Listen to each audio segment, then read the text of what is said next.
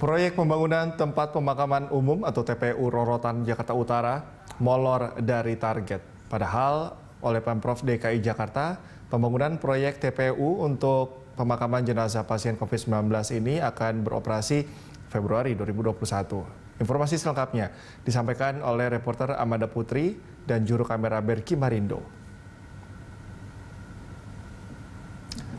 Amanda, mengapa proyek pembangunan TPU Rorotan molor dari target? Apa kendalanya?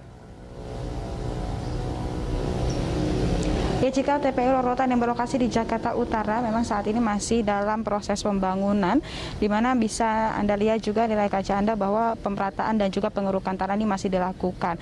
Oleh sebab itu memang mengalami kendala dikarenakan cuaca yang kurang bersahabat pada akhir-akhir ini. Jadi untuk pembangunan dari akses jalan menuju ke pemakaman juga masih terus dilakukan karena cuaca yang kurang bersahabat.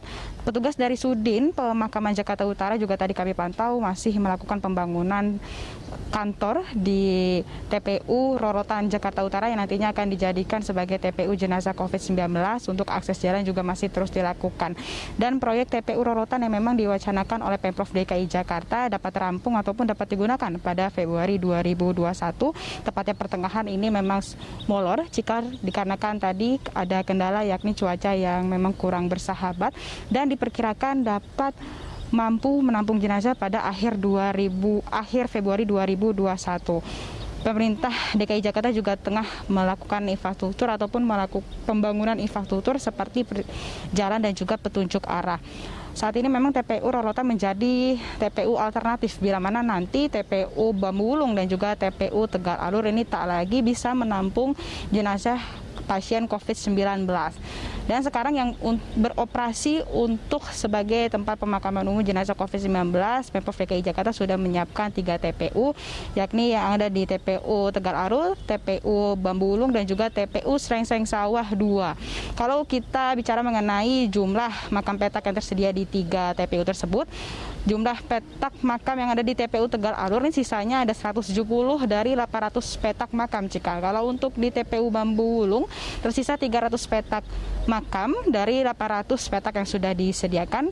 Dan untuk di TPU Srengseng Sawah 2 ini sebenarnya baru saja diresmikan oleh Pemprov DKI Jakarta pada 30 Januari 2021, jadi masih sangat baru Cikal. Dan petak makam yang disediakan ada sebanyak 1.200 petak makam. Kondisi lahan yang memang kita ketahui bersama jika pemakaman pasien COVID-19 ini kian menipis, bahkan Pemprov DKI Jakarta memperbolehkan jenazah COVID-19 dimakamkan di luar TPU khusus COVID-19.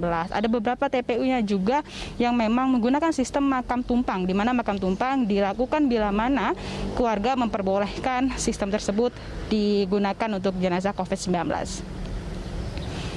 Cikal. Amanda, bagaimana progres pembangunan proyek TPU Rorotan saat ini dan kapan mulai beroperasi? Ya, Cikal, untuk progres TPU Rorotan Jakarta Utara saat ini memang terbagi menjadi beberapa tahapan. Untuk di tahap pertama, pemerintah ini menyiapkan 2 hektar lahan dari total keseluruhan luas lahan yang mencapai 25 hektar. Dari 2 hektar tersebut memang sudah ada 8.000 meter persegi yang memang sudah dilakukan pemerataan tanah dan dapat diperkirakan menampung hingga 1.500 jenazah COVID-19.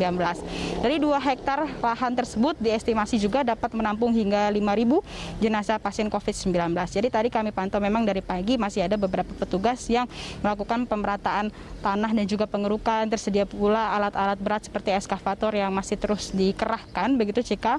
Kalau untuk sebuah toilet portable juga tadi kami pantau ada yang sudah disiagakan begitu, dan akses keluar masuk kendaraan juga masih belum digunakan karena masih terus dilakukan pembangunan. Sejauh ini Pemprov DKI Jakarta juga telah mengeluarkan dana sebesar 254 miliar rupiah untuk pengadaan tanah makam terkait dengan pasien COVID-19. Pemerintah Provinsi DKI Jakarta juga terus menambah pemakaman jika dan saat ini totalnya ada sebanyak 1.400 petak makam yang memang masih tersedia.